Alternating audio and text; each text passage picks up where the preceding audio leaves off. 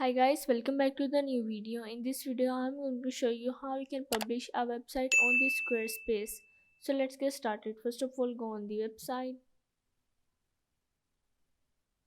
Once you are in, you have to go on the settings and then go on the site availability. Here, as you can see, the account is the private. It means only contributors can see this site. But if you click on the update to publish, here you have a plans and the plans are monthly or annually. Here you have different amount. You have to select that amount and pay it. Here you can also select the USD. Once you select all of these, you have to just click on the select, scroll down and click on the save and continue.